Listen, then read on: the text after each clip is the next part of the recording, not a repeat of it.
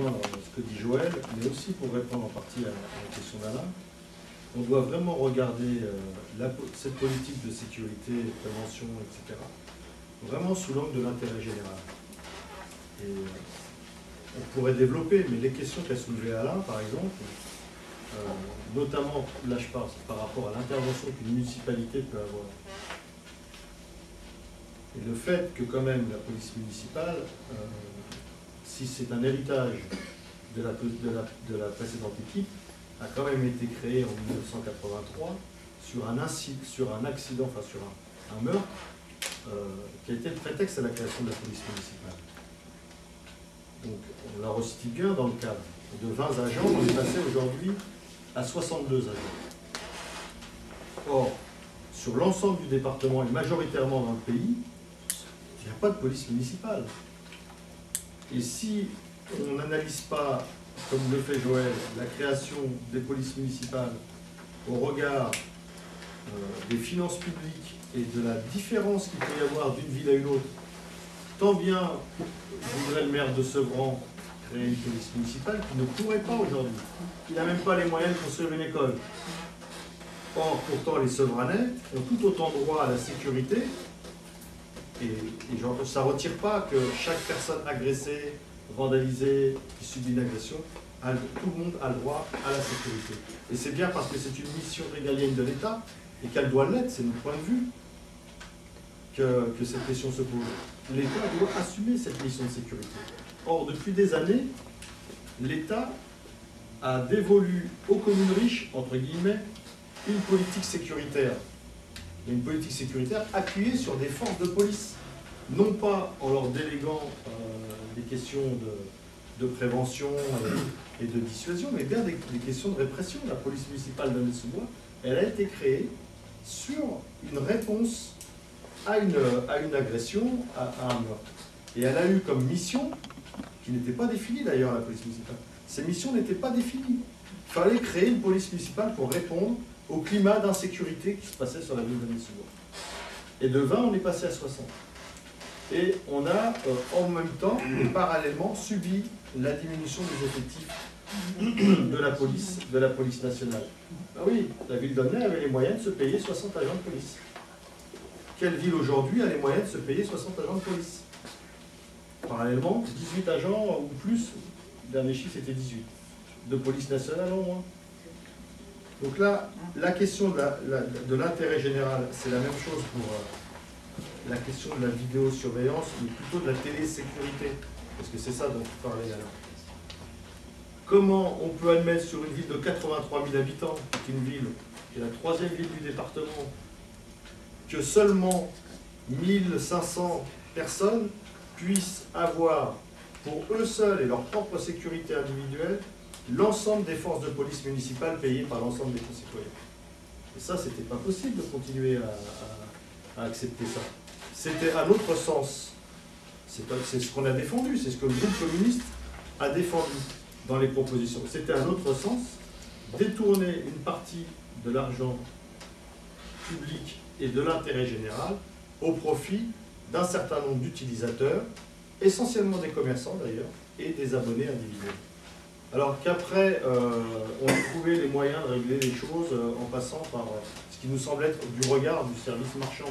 Et encore là-dessus, on pourrait discuter sur qu'est-ce que c'est que le service marchand de la sécurité, mais peu importe. En tout cas, il nous semblait important que la ville se dégage de cette contrainte qui avait en plus des risques juridiques. Pas simplement que des problèmes de détournement à usage particulier, mais aussi des risques juridiques. Imaginez qu'un policier municipal soit en demande d'intervention sur un accident de la route ou sur une intervention d'agression à la gare, par exemple, et qu'en même temps une alarme sonne d'un particulier qui se fasse cambrioler. Il y avait un contrat qui liait la ville au particulier. Un contrat, ça peut être porté au criminel. Si le policier choisissait de secourir la victime et qu'à contrario, il ne faisait pas le secours au cambriolage et qu'il se passe quelque chose, quel aurait été le recours de la personne si elle attaquait la ville? Donc il y avait un risque juridique par rapport à ça. Donc on a souhaité se dégager de cet imbroglio, je dirais, non pas pour simplement faire des économies, parce que c'est pas, mais bien pour redonner comme disait Joël, l'héritage de la police municipale au service de la population. Et là, on a des propositions à faire, qui sont à débattre. Hein. Alain, elles sont pas fermes. Mais quand même, je crois que tous, on partagera l'idée qu'une police de proximité, une police qui est au plus près des habitants, une police qui est à pied, qui discute avec les gens, qui a des relations particulières avec les gardiens d'immeubles, avec les groupes de jeunes qui sont dans la rue, avec les commerçants, avec les conseils de quartier, avec tout un tas de choses, ben cette police de proximité, elle est plus enclin à être acceptée par la population, parce qu'il y avait aussi ça, et à rendre service à la population d'un point de vue général, qu'une police qui simplement dans une voiture marquée police, qui passe à travers les cités, qui, pour l'avoir vécu personnellement dans ma famille, à l'installation de la police municipale, était plus une police qui faisait de la chasse aux jeunes qu'autre chose.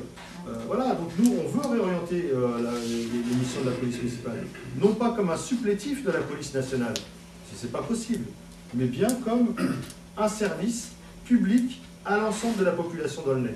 Et si demain, on était resté, pour reprendre juste l'exemple de la télésurveillance, dans la configuration où ne serait-ce que 20 000 personnes aient souhaité se raccorder à la police municipale, matériellement et humainement, on ne pouvait pas répondre.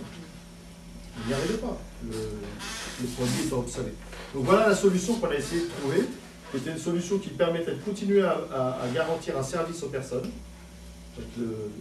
passer par une délégation à une entreprise privée, tout en essayant de garantir un niveau d'accès à la sécurité qui est là individuel, comme tu disais, à des prix relativement compétitifs, on va dire, entre guillemets. Mais ça ne règle pas le problème. Mais simplement, je pense que ces moyens-là, on a eu raison de les faire sortir de l'intérêt général. Juste un mot aussi, c'est important que l'Observatoire des engagements, parce qu'il n'y ait pas de polémique, l'Observatoire des engagements, il va réviser les 150 et quelques propositions du programme municipal. Aucun élu, c'est-à-dire nous, dans notre groupe, n'avons le résultat du travail de l'Observatoire des engagements. Non, je te le dis, Alain, je n'ai pas l'habitude de raconter du piquant, aucun élu. Et l'objectif était qu'il y ait un premier rapport qui soit présenté en conseil municipal, effectivement, on rentre dans des problématiques de calendrier électoral, etc.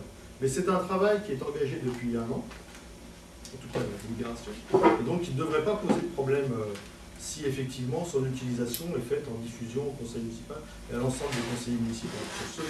Sur ce point, nous sommes entièrement d'accord. Mais nous n'avons pas d'informations sur le travail de l'Observatoire. En tout cas, je parle pour le groupe communiste. Voilà. C'était juste pour répondre à 2 questions.